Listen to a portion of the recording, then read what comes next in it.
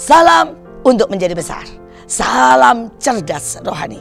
Setiap kita hari-hari ini Tuhan ingin kita terus bertumbuh dan menjadi besar. Karena itu biarlah kita punya kecerdasan rohani. Dan apa yang kita mau bahas kali ini, bagaimana menganalisa dan bagaimana mempunyai sinergi. Saya berdoa supaya kita semuanya menggabungkan banyak kekuatan, menggabungkan banyak ilmu. Karena kita tidak mungkin berhasil hanya dengan satu ilmu, tetapi kita harus menggabungkan. Saudara, gabungkan kepemimpinan, gabungkan ilmu pemetaan, gabungkan ilmu saudara statistik, gabungkan ilmu memasak, gabungkan ilmu lobbying kalau kita mau menjadi besar. Demikianlah kalau kita mau saudara untuk selalu dipandang orang. Kalau orang berkata ya dia memang punya kapasitas, dia memang punya yang namanya kelebihan. Mari kita belajar untuk terus melakukan sinergi. Dan kita juga terus belajar saudara. Dan terus belajar untuk menganalisa keadaan. Saya mau ambil sebuah cerita, sebuah kisah. Nehemia 2 ayat 1, 4, dan 6. Pada bulan Nisan tahun ke-20 pemerintahan raja, menjadi tugasku untuk menyediakan anggur. Lalu kata raja kepadaku, apa yang kau inginkan? Berapa lama engkau dalam perjalanan dan bilakah engkau kembali? Dan raja berkenan mengutus aku. Berkatalah aku kepada raja, jika raja menganggap baik, berikan aku surat bagi bupati supaya mereka memperbolehkan aku lewat. Kemudian juga berikan surat kepada Asap supaya aku mendapat kayu dan bisa memasang balok-balok untuk pintu gerbang. Raja mengabulkan permintaanku karena tangan Allahku yang murah melindungi aku. Dan raja bahkan menyuruh panglima-panglima perang, orang berkuda untuk menyertai aku. Saudara, kita lihat bagaimana Nehemia. Hari itu dia punya kedudukan yang sangat tinggi. Saudara, dia sebagai orang yang membawa minuman. Itu adalah orang yang bisa dipercaya. Itu haruslah orang yang sangat dekat dengan raja. Saudara mengerti selera raja. Tetapi pada waktu dia mendengar bahwa tembok Yerusalem runtuh, maka dia tidak bisa berdiam diri. Saat itu dia memutuskan saudara untuk pergi ke Yerusalem. Dan dia tahu dia harus membangun. Dia tahu dia harus berkorban. Dia tahu tiba-tiba dari pekerjaan yang enak dia harus kerja kasar. Tiba-tiba dia harus mengambil resiko menghadapi musuh. Tiba-tiba dia harus saudara meletakkan semua kenyamanan. Dari tinggal di istana, dia berani meletakkan kenyamanan. Dan dia tinggal di tempat perang, di tempat hancur, di tempat yang tidak ada apa-apa. Saudara, tetapi Nehemia tahu itu tidak cukup untuk dia menyelesaikan tembok ini, untuk dia menangkap visi ini dan kemudian mengeksekusi dengan benar. Dia harus melakukan sinergi. Sinergi yang pertama saudara adalah dia gabungkan semuanya. Dia gabungkan kekuatan Tuhan. Dia berdoa dan berpuasa. Saudara, dia melakukan pertobatan massal saudara. Supaya apa? Tangan Tuhan yang kuat turun. Perkenanan Tuhan turun. Berkat Tuhan turun. Saudara, supaya Tuhan membuka jalan. Perlindungan Tuhan turun. Tetapi dia tahu dia butuh juga untuk mendekati raja. Saudara, dia melakukan lobbying. Dan dia memohon kepada raja.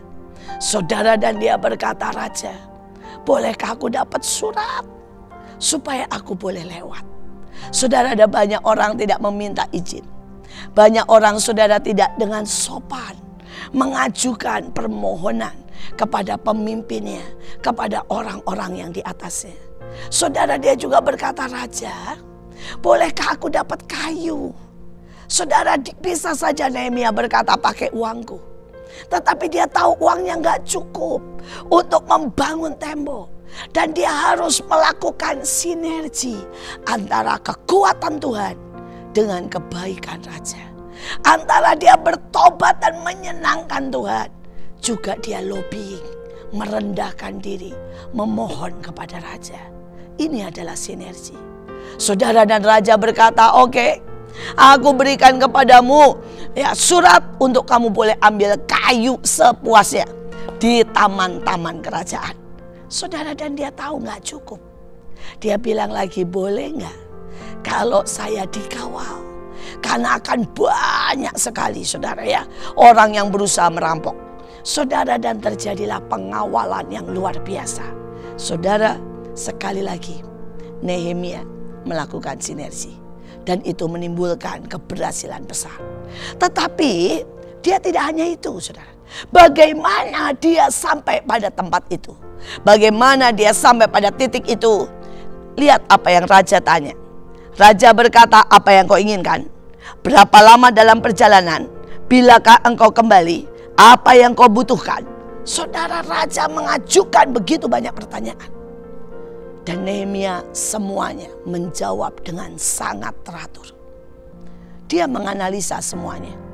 Bahkan sebelum dia sampai ke Israel, dia sudah punya data lengkap keadaan yang terjadi di Israel.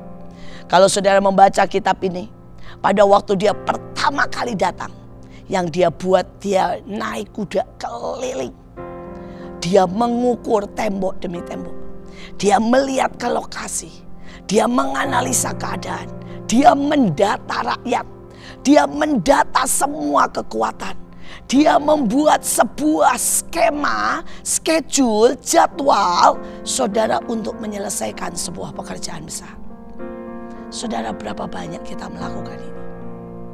Berapa banyak anak-anak Tuhan menggabungkan antara Tuhan dengan menganalisa keadaan? Apakah kita menganalisa keadaan hidup kita? Apakah kita menganalisa anak kita? Berapa banyak kita orang tua mulai ketika anak kita umur 5-6 tahun melihat bakatnya dan mengembangkan bakatnya. Saya punya seorang teman, saudara, dia melihat bakat anak ini ketika berusia 2 tahun. Saudara, anak ini membinar matanya setiap kali melihat kertas dan kuas. Saudara, maka dia membelikan kuas. Dia belikan saudara cat air, krayon. Dan dia biarkan anak ini bermain sepuas-puasnya walaupun badan kotor. Saudara, rumah kotor. Saudara, sampai baju semua kotor. Saudara, pada usia 3 tahun dia melihat bakat ini semakin kuat.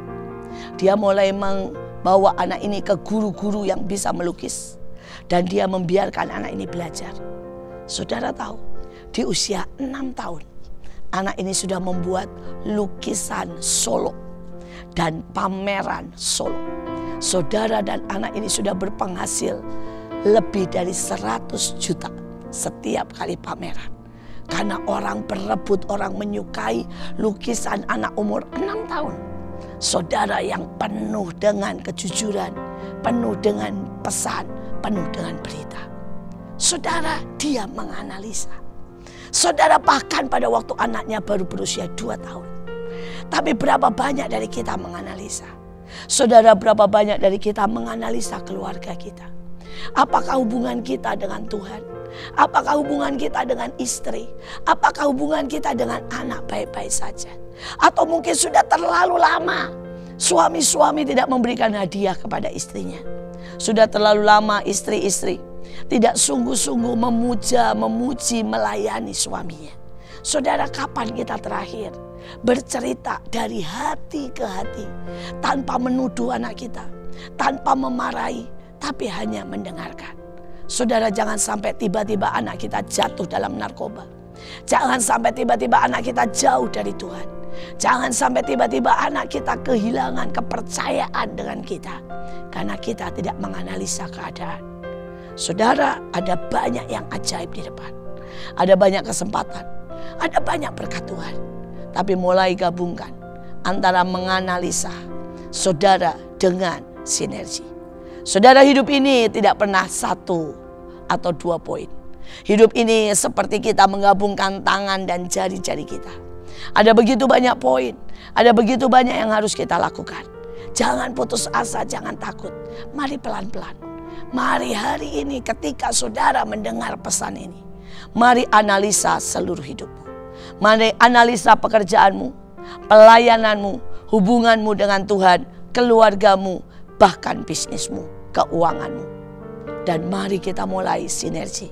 Mari mulai gabungkan apapun, rohani dan jasmani, ilmu demi ilmu. Saudara, maka kita akan melihat ada jalan keluar, ada berkat, ada anugerah.